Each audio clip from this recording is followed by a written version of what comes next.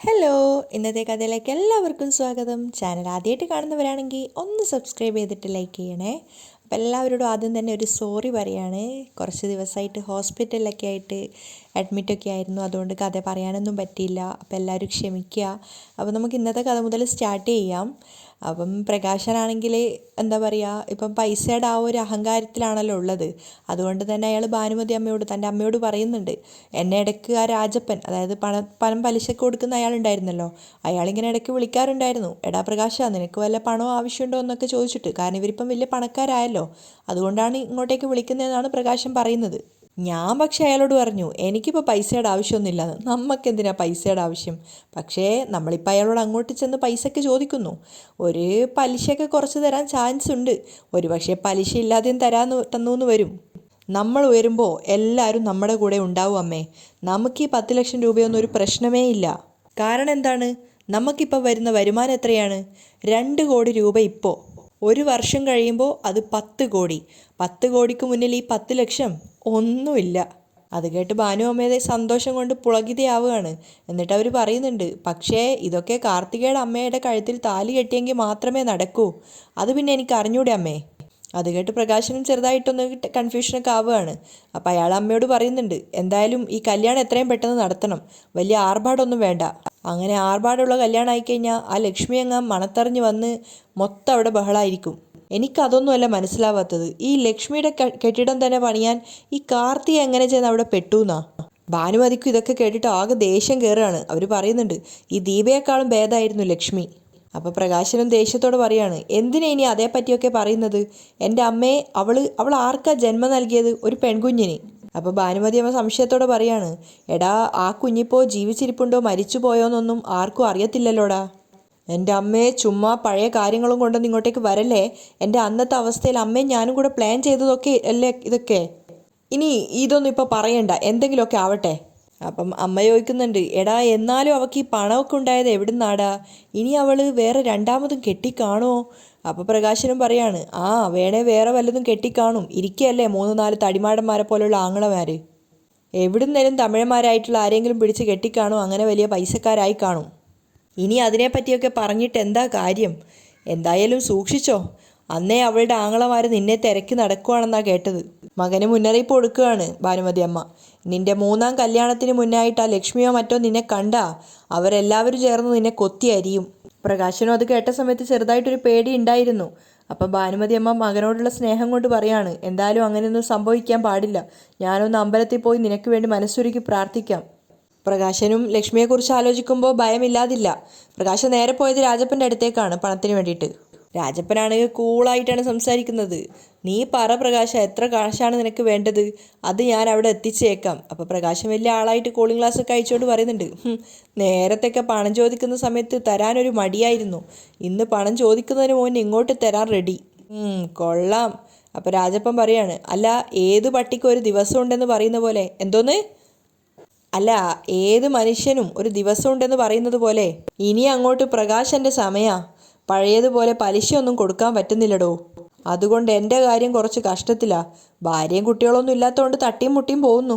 ആ അതൊക്കെ ശരിയാവണ്ണാ, പ്രകാശൻ സമാധാനിപ്പിക്കുകയാണ്. പിന്നെ കല്യാണത്തിൻ്റെ തലേന്ന് തന്നെ ബാലണ്ണനും രാജപ്പണനും എത്തിയിരിക്കണം. അത് പിന്നെ പറയേണ്ട കാര്യമുണ്ടോ, ഞങ്ങൾ അവിടെ എത്തത്തില്ലയോ? അപ്പം പ്രകാശൻ ആളാവുന്നുണ്ട്. അണ്ണൻ ചുമ്മാ ഒന്നും വരണ്ട, പ്രസൻറ്റേഷനും കൊണ്ടുവരണമെന്നൊന്നുമില്ല. തിരിച്ചു പോകുമ്പോൾ ഞാൻ നല്ല പ്രസൻറ്റേഷൻ തരാം. എന്തോന്ന്? പ്രകാശൻ പൊട്ടിച്ചിരിക്കുകയാണ്. നാടൻ സാധനമൊന്നുമല്ല, നല്ല വിദേശി സ്കോച്ച്. ഒരു പിശുക്കും കാണിക്കില്ല പ്രകാശൻ അക്കാര്യത്തിലൊന്നും. അപ്പോൾ രാജപ്പൻ പറയുന്നുണ്ട്, എടാ പ്രകാശ, നീ കെട്ടാൻ പോകുന്ന പെണ്ണിൻ്റെ ഫോട്ടോ ഒന്ന് കാണിക്കടാ. ഇയാളാ നിങ്ങൾക്ക് ഫോട്ടോ കാണിച്ചു തരായിട്ടാണ്. നിങ്ങളെ കല്യാണത്തിൻ്റെ അന്ന് പെണ്ണിനെ കണ്ടാൽ മതി, ഫോട്ടോ ഒന്നും കാണിക്കാൻ പറ്റത്തില്ല. അപ്പോൾ രാജപ്പൻ സങ്കടത്തോടെ പറയാണ്, എടാ എൻ്റെ ആദ്യ ഭാര്യ എന്നെ ഇട്ടേച്ച് പോയപ്പോൾ ഞാൻ എത്ര പെണ്ണുങ്ങളെ കണ്ടെന്നോ, നിൻ്റെ മോള് കല്യാണി ഉൾപ്പെടെ. സ്ത്രീധനം വേണ്ട എന്ന് പറഞ്ഞിട്ടും ഞാൻ നിന്നേക്കാളും ഇത്രയും സുന്ദരനായിട്ടും ഒന്നും നടന്നില്ല. അയാളിങ്ങനെ സ്വയം പരിതപിച്ചുകൊണ്ട് പറയാണ്. അപ്പോൾ പ്രകാശം കളിയാക്കുന്നുണ്ട്, സ്വയം സുന്ദരൻ എന്നൊന്നും വിളിച്ചത് കൊണ്ട് ആരും സൗന്ദര്യമുള്ളവരാവുന്നില്ല രാജപ്പണ്ണ. പിന്നെ പെണ്ണുങ്ങളെ വളച്ചെടുക്കാൻ, പെണ്ണുങ്ങളെ കല്യാണം കഴിക്കാൻ, പെണ്ണുങ്ങളോട് സംസാരിക്കാൻ ഗ്ലാമർ വേണം. എനിക്കുള്ള പലതും വേണം, മാനറിസംസ് വേണം. പ്രകാശൻ ആളാവുകയാണ്. പ്രകാശം പറയുന്നതും കേട്ട് പഞ്ചമുച്ചടക്കി നിൽക്കുകയാണ് രാജപ്പൻ. അപ്പോൾ പ്രകാശം പറയുന്നുണ്ട്, ഒന്നുമില്ലെങ്കിലും എൻ്റെ പൊസിഷൻ എന്താണെന്ന് രാജപ്പണ്ണനൊന്ന് ചിന്തിച്ചു നോക്കിയേ. നീ ആരാ? രാജാവിൻ്റെ അച്ഛൻ, വിക്രമാദിത്യ രാജാവിൻ്റെ അച്ഛൻ. അതിൻ്റെ ഒരു പ്രൗഢി എനിക്കുണ്ടാവില്ലേ?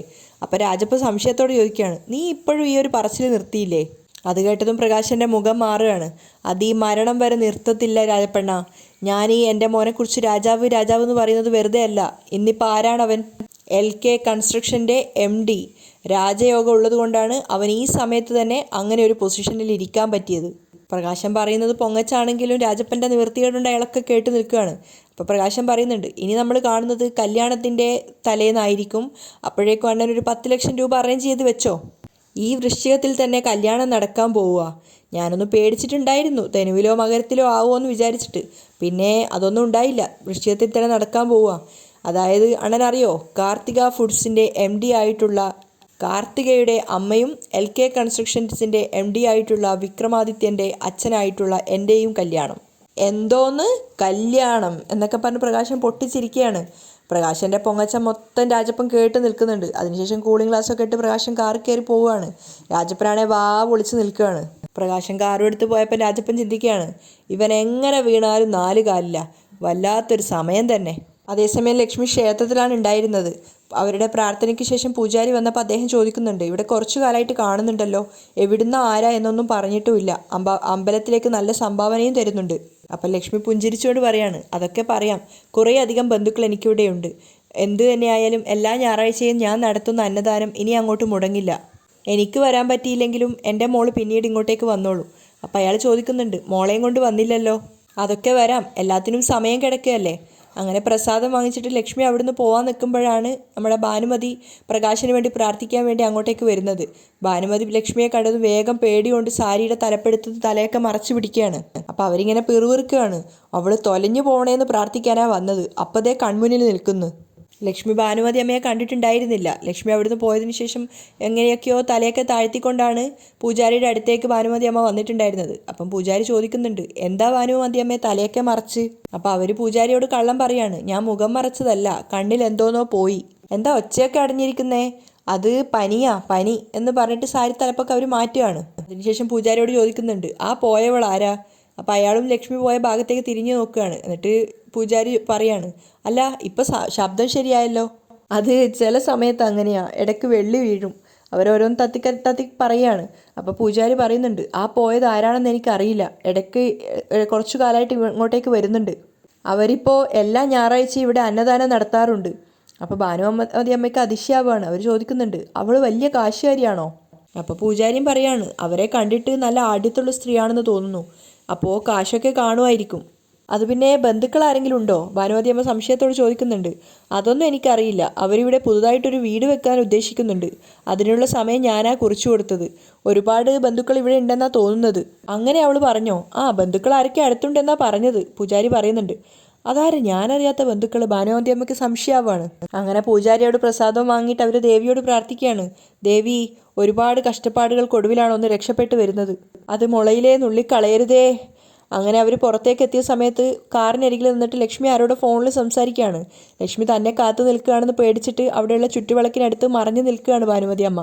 അങ്ങനെ തന്നെ കാത്തു നിന്നതല്ല, ഫോൺ സംഭാഷണം കഴിഞ്ഞപ്പോൾ ലക്ഷ്മി കാറിൽ കയറി പോവുകയാണ്. അപ്പോഴാണ് അവർക്ക് സമാധാനമായത്.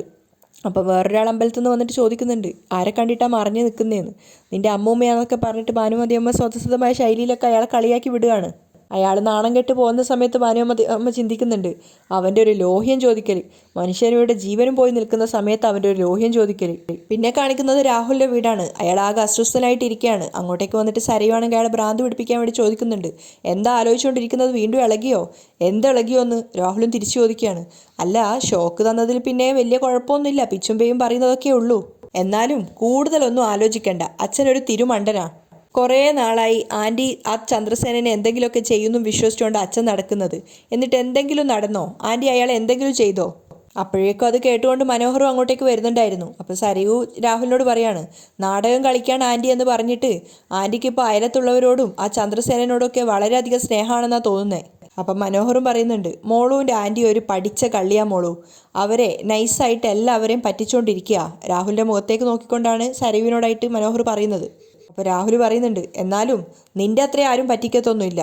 അത് കേട്ട് മനോഹർ അയാളെ നോക്കുകയാണ്. അപ്പോൾ സരയു പറയുന്നുണ്ട്, ഓ തുടങ്ങി, മനുവേട്ടൻ എന്നെ എന്തു പറ്റിച്ചു എന്നീ പറയുന്നേ? അപ്പം മനോഹർ ഒന്ന് കുത്തിക്കൊണ്ട് പറയാണ്, പറ്റിച്ച കഥ വേണമെങ്കിൽ ഞാൻ പറഞ്ഞു തരാം, അപ്പോഴേ ഈ സംസാരം അങ്ങ് നിർത്തിക്കോ. അപ്പം രാഹുൽ വേഗം വായടക്കുകയാണ്. എന്നിട്ട് പറയുന്നുണ്ട്, എൻ്റെ പെങ്ങളെ എനിക്കറിയാം, ചന്ദ്രസേനനെ അവൾ സ്നേഹിച്ച് വശം കെടുത്തുവാ.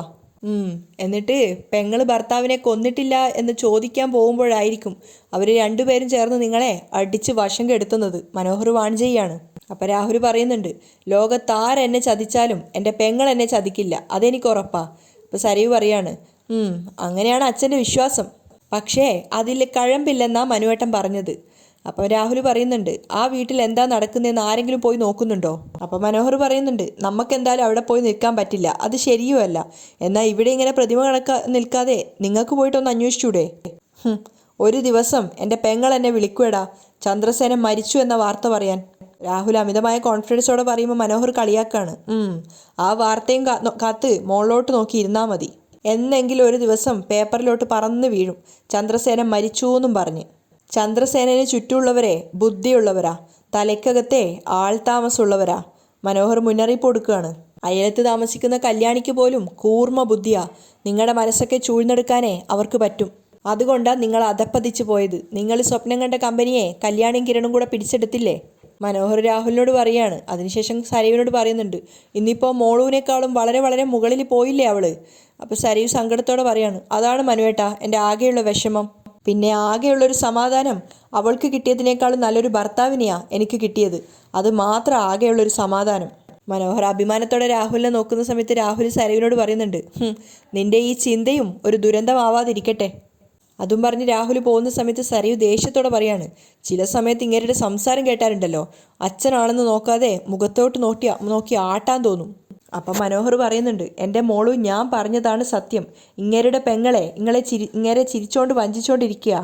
ചന്ദ്രസേനനെയും മോളുവിൻ്റെ ആൻറ്റിയെയും ഇടയ്ക്ക് ഞാൻ റെസ്റ്റോറൻറ്റിൽ വെച്ച് കണ്ടായിരുന്നു.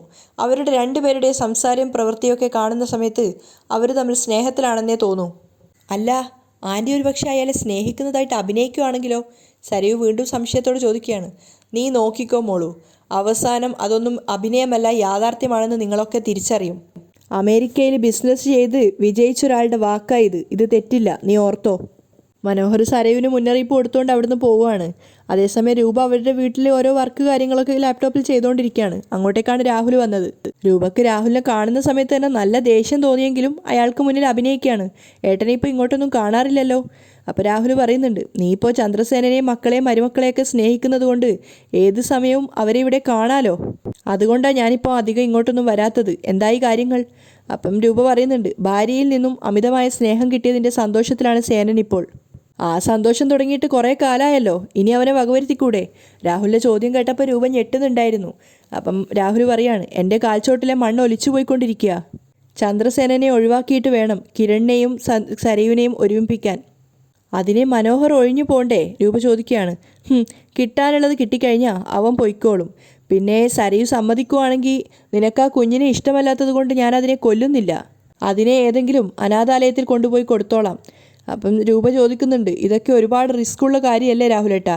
അപ്പം രാഹുൽ പറയാണ്, എല്ലാത്തിനും റിസ്ക് ഉണ്ട്, ചന്ദ്രസേനനെ കൊല്ലുന്നതിനുൾപ്പെടെ എല്ലാത്തിനും റിസ്ക് ഉണ്ട്. പക്ഷേ നടക്കേണ്ട കാര്യങ്ങൾ നടക്കേണ്ട സമയത്ത് നടക്കണ്ടേ? അയാൾ ആകെ അസ്വസ്ഥനാണ്. അപ്പം രൂപ ചിന്തിക്കുന്നുണ്ട്, എല്ലാം നടക്കുന്നുണ്ടോ, നടക്കേണ്ട സമയത്ത് തന്നെ എല്ലാം നടക്കുന്നുണ്ട്. നീ എന്താ ആലോചിക്കുന്നേ? അല്ല, ഒരു മനുഷ്യനെ കൊല്ലുന്ന കാര്യമല്ലേ ഏട്ടാ, അങ്ങനെ അത്ര പെട്ടെന്ന് സാധിക്കുമോ? അപ്പം രാഹുൽ ചോദിക്കുകയാണ്, അവൻ നിന്നോട് ചെയ്ത കാര്യങ്ങളൊക്കെ നീ ഇത്ര പെട്ടെന്ന് മറന്നോ? അപ്പം രൂപ പറയുന്നുണ്ട്, അല്ല, താര എന്ന സ്ത്രീയെ വഞ്ചിച്ചത് ഏട്ടനാണെന്നാണ് അവൻ പറയുന്നത്. അപ്പോൾ രാഹുൽ പറയാണ്, അങ്ങനെ അവൻ പറയുന്നുള്ളത് ഞാൻ നിന്നോട് പറഞ്ഞതാണല്ലോ. അവളെ കൊണ്ടും അവൻ അങ്ങനെയൊക്കെ പറയിപ്പിക്കുകയും ചെയ്യും. നീ അതൊക്കെ കേട്ടങ്ങ് വിശ്വസിച്ചോ? ഞാൻ വിശ്വസിച്ചിട്ടൊന്നുമില്ല, പക്ഷേ ഏട്ടനെല്ലാം മുൻകൂട്ടി പറഞ്ഞതുകൊണ്ട് വിശ്വസിച്ച പോലെ അഭിനയിച്ച് മുന്നോട്ട് പോവുക. ഭാര്യയുടെ സ്നേഹം കിട്ടിയതിൻ്റെ സന്തോഷത്തിലായിരിക്കും അവനിപ്പോൾ. ഇതാണ് പറ്റിയ സമയം. അവനെയും കൊണ്ട് നീ ഒരു ടൂർ പോവണം. ആ യാത്രയിൽ നിനക്കവനെ കൊല്ലാൻ പറ്റിയില്ലെങ്കിൽ ഞാൻ അയക്കുന്ന ആൾക്കാർ അവനെ കൊന്നോളും. അതിനുള്ള സാഹചര്യം ഒരുക്കിയാൽ മാത്രം മതി നീ. അത് കേട്ട് രൂപയ്ക്ക് ശരിക്കും ഞെട്ടലുണ്ടായിരുന്നു. എന്നിട്ടും അയാൾ വീണ്ടും പറയാണ്, ഇപ്പോഴും ചന്ദ്രസേനൻ പൂർണ്ണമായിട്ടും എന്നെ വിശ്വസിച്ചിട്ടില്ല എന്നാണ് എനിക്ക് തോന്നുന്നത്. അതങ്ങനെ പൂർണ്ണമായും വിശ്വസിച്ചതിന് ശേഷം മാത്രം ചെയ്താൽ മതി. രാഹുലും പറയാണ്. അതിനുശേഷം അയാൾ അവിടുന്ന് തിരിച്ചു പോകാൻ വേണ്ടിയിട്ട് നിൽക്കുന്ന സമയത്താണ് ചന്ദ്രസേനൻ കാറും എടുത്തിട്ട് അങ്ങോട്ടേക്ക് വരുന്നത്. ചന്ദ്രസേനൻ ഡോറ് തുറന്നതും രാഹുലിൻ്റെ മുഖത്തേക്കാണ് നോക്കുന്നത്. രണ്ടുപേരും പരസ്പരം നോക്കുന്നിടത്തായിട്ടാണ് ഇന്നത്തെ എപ്പിസോഡും വൈൻഡപ്പ് ചെയ്യുന്നത്.